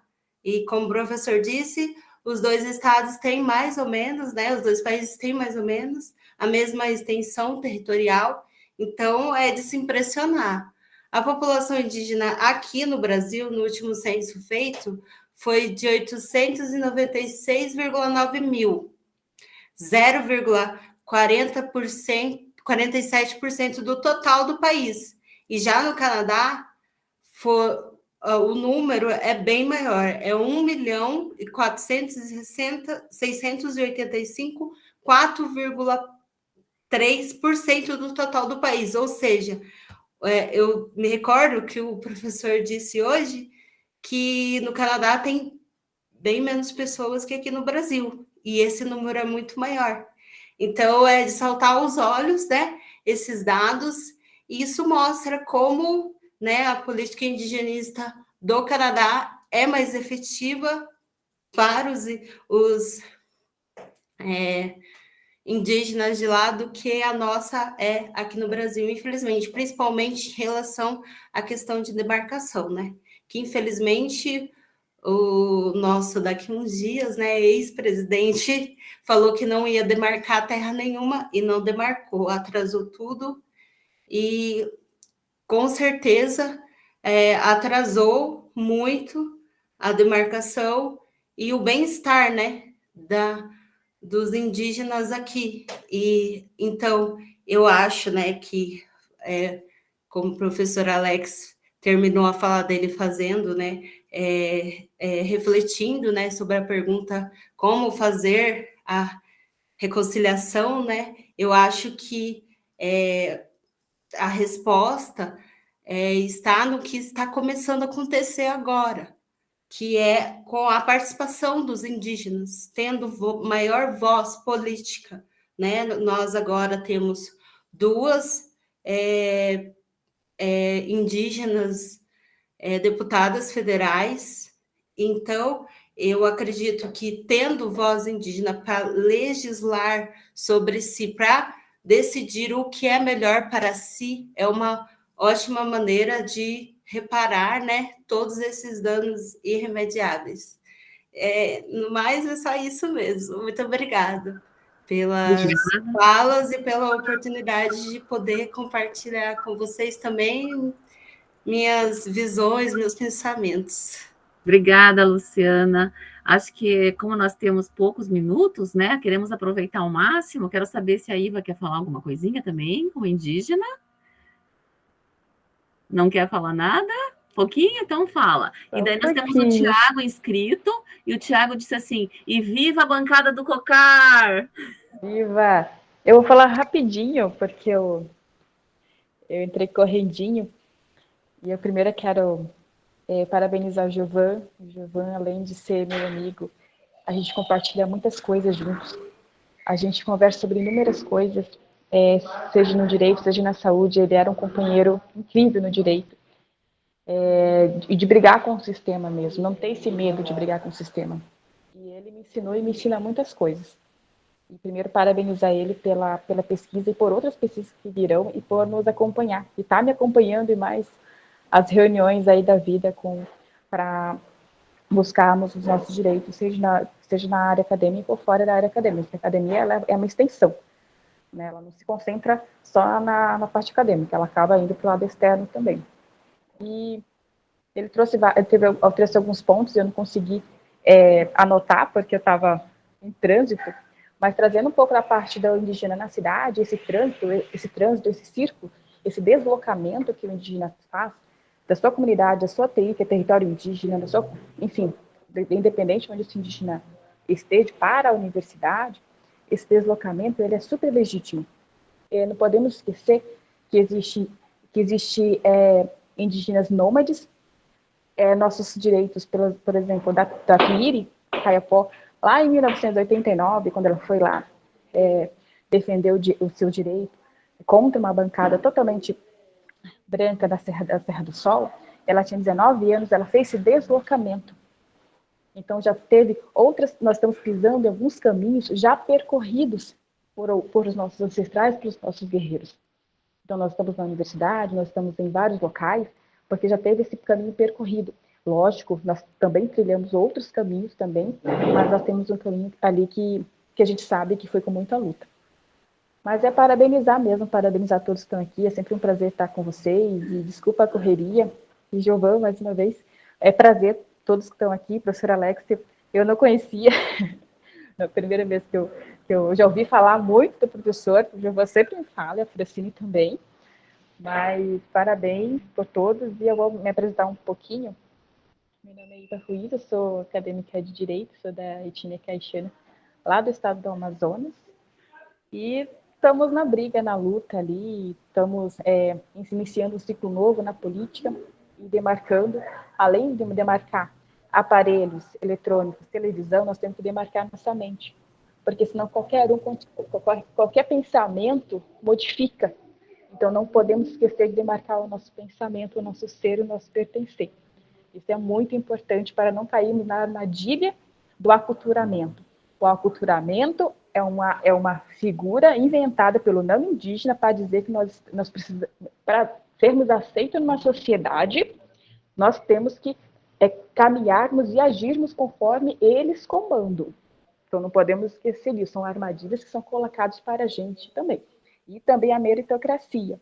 Meritocracia, como, você é muito capaz sozinho. Não, nós agimos coletivamente. Nós temos que agirmos em coletivo. Então, a meritocracia está vindo aí também para que nós saímos desse coletivo para o individual. É para já desmembrarmos da nossa cultura. Então, tudo isso são figuras, ditaduras, para mim são mais sutis. Então, a gente como indígena também tem que estarmos atentos para esses fetiches muito, muito bem camuflados para não sermos enganados. Então, vamos demarcar nossa mente, pessoal. Isso é muito, muito importante para seguirmos a luta aí, que a gente sabe que temos um bom caminho aí pela frente, mas seguimos juntos sempre. Obrigada. Muito bem, acho que a sua fala se encaixa bem na questão das conquistas e desafios, né? Vamos passar para o Tiago, vou encerrar as inscrições, daí eu vou fazer um fechamento com o Alex e o Giovan. Nós temos 8 minutos. Fique à vontade, Tiago. Oi, professora, saudações a todos. As apresentações foram muito legais, gente, as falas agora ao final.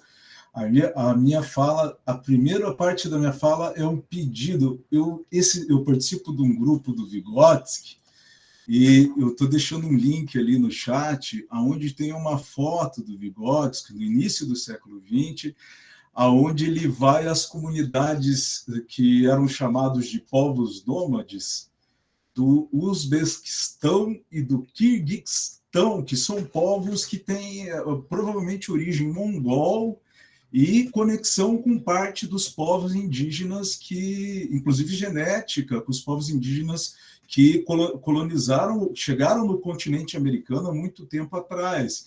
Então, a minha dúvida é assim, hoje a gente fala muito nos pensamentos decoloniais, tudo, mas a gente tem um passado histórico. O Vygotsky foi dialogar com essas comunidades. Aqui na América Latina, o Mariátegui também discute muitas dessas questões desde a década de 50. Então, é muito legal, assim, seria um pedido de trabalhos futuros que pudessem tratar essas relações.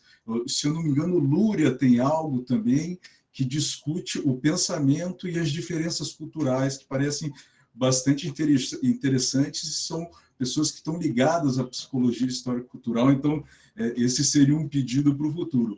A outra questão é uma questão sensível. Assim, o Vygotsky, é inegável, ele tem um pensamento substancialmente marxiano, ele se baseia nas ideias de dialética, ele é um defensor do método dialético, e isso que as tradições ocidentais chamam de dialética, de contradição, de totalidade, são conhecimentos que, no meu entendimento, já são incorporados pelos povos originários há muito tempo. Acho que a gente precisa pensar nessa reflexão. E daí algumas tradições vão encontrar aí meio que uma contradição no sentido negativo, porque a contradição não é sempre negativa, nas questões metafísicas, porque para a medicina tradicional, a construção mítica é uma ferramenta de cura. Ela é um artefato, um instrumento que media processos de cura. Então, essa questão, eu fico pensando, nós podemos, de repente, pensar, mesmo que do ponto de vista que isso é superestrutural, são criações nossas, todas essas ferramentas míticas, talvez como mediações para a cura do ser humano, reconhecer a importância que as criações míticas tem para a constituição do nosso ser, para a formação de todas as sociedades. Por exemplo, para a gente que está começando a entrar na academia, vocês não sabem o quanto a academia parece cheia de ritos. Os acadêmicos não veem isso, mas quando a gente vai na universidade, a universidade é cheia de ritos. Ela é permeada de ritos e a gente não nota isso.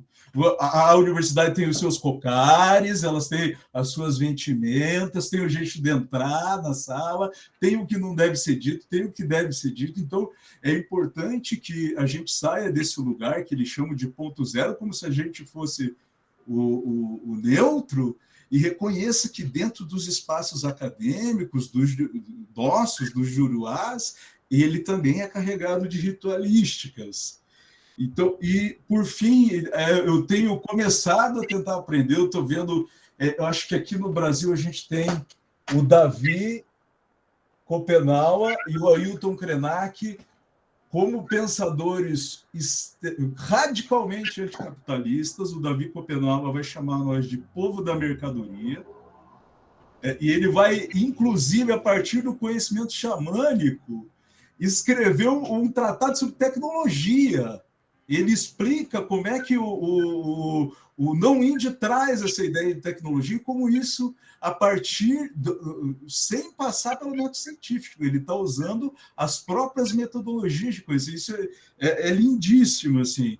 E, por fim, daí, a provocação do professor. Eu sou professor da educação básica, Alex, e achei muito legal a sua provocação para a gente pensar a escola aí, porque a escola tem uma função extremamente contraditória na história da educação básica, né? Às vezes de disseminação de preconceitos e de ideologias dentro do espaço escolar. Então, esse convite, a reflexão que o professor Alex faz é muito legal. Qual que é o papel da escola básica para educar esse povo, o povo brasileiro, que é a mescla de todas essas tradições, para aprender a respeitar essas diferentes culturas e, sobretudo, ouvi-las, para que a gente possa enriquecer, até mesmo, acho que cabe no currículo escolar. A gente pode trazer essas discussões para dentro do currículo escolar. E daí, eu acho que normalmente o pessoal é muito articulado. Eu até, assim, como eu sou ligado ao sindicato, queria parabenizar os colegas indígenas. Vocês estão sendo a vanguarda dos movimentos sociais. O que vocês fizeram em Brasília, lá, para enfrentar o Bolsonaro, esse pessoal que, desculpe a palavra, cretino mesmo, né, gente? As falas que eles falam são aterradoras, preconceituosas, assim, e é inspiradora a maneira com que vocês estão fazendo o enfrentamento diante dessas pessoas que têm tanto poder mais que nós, né? E daí eu vou deixar aqui no link o link da Comissão Ivirupa dos Guaranis Bibiás, que são colegas que às vezes a gente visita ali e que estão auto-organizando o seu movimento e que quero dizer que contem com a gente no apoio para apoiá-los dentro da perspectiva que vocês têm, tanto na escola básica, tenho certeza aí na universidade vocês também têm amigos. Obrigada, Tiago. Norma quer falar rapidinho? Eu acho que, nossa, essa mesa aqui está fazendo falta aqueles minutos iniciais, né? Não, rapidinho, não posso deixar. A Maria Sara vai brigar comigo, a Paulinha vai brigar comigo. Tá, muito rapidinho. Gente, que maravilha. Quero agradecer a cada um de vocês. Foi um aprendizado, está sendo. O quanto tem que aprender sobre isso, conversarmos. E nossos estudantes, Giovan, que apresentação maravilhosa, precisamos divulgar isso minimamente na UFPR. Professor Alex, esse conhecimento sobre a realidade do Canadá, né, sendo trazido por um brasileiro para nós, a fala da Luciana e da Iva, nossas queridas, que, né, gostei muito que você falou, Iva, não vamos permitir que demarque nossos pensamentos, né, porque nós, brancos, estamos com as nossas mentes demarcadas pelo racismo, pelo preconceito, pela estigmatização, né? O quanto é importante nós estarmos juntos interculturalmente, pensando não só um Brasil, mas um mundo intercultural. Muito, gente, vocês são geniais. E o Tiago Moreira, nossa, você trouxe, lembrou-me umas primeiras aulas lá da Psicologia Histórico-Cultural, com as pesquisas de Vygotsky e Luria no Cazaquistão, enfim, dos países da União Soviética, né? Com povos originários. Como a gente tem que avançar? Gente, a gente tem aqui uma prata, um ouro imenso. Só quero parabenizar, Fran, parabéns pela organização dessa mesa, Alex, Giovanni, todos os participantes, Lu, Iva e o nosso Thiago aqui, tá? Obrigada, Maria Sara, por mais esse momento maravilhoso aqui. Eu que agradeço a todos vocês e já vamos nos preparando para 2023 aí, é a nova conferência. Se não tiver visibilidade, ninguém fica sabendo, né? A ciência não pode ser feita entre quatro paredes, né? Ciência só acontece quando a gente consegue divulgar, né? Dar visibilidade. Vocês contribuíram muito com isso. Muito obrigada a todos e todes. Um beijo. Gente, então acho que podemos encerrar, né? Eu vou deixar vocês que eu gostei. O professor quer fazer um comentário, Giovanni, rapidinho, ou podemos encerrar? Só gratidão, Francine e Maria Sara, professora Norma, só gratidão, Giovanni, Tiago, Paula e todos e a Iva e todos, Luciane, né, que eu estou vendo ali, só gratidão. Muito obrigado pela oportunidade. Também, né, agradecer, né, por esse espaço, por ter falado um pouco, né, do fragmento, né, da saúde indígena. Falei um fragmento que é muito diverso, né, e é isso, né, eu acho que temos que pensar, né, perceber, né, que a saúde indígena com a não indígena, elas devem caminhar juntas, né, com o objetivo, né, de aliviar o sofrimento do indígena, seja ele físico, mental ou espiritual. Acho que seria praticamente isso. Agradeço. Então, agradeço a todos novamente. Até às 19 horas nós teremos outra mesa. Quem tiver interessado, sua aprendizagem participativa.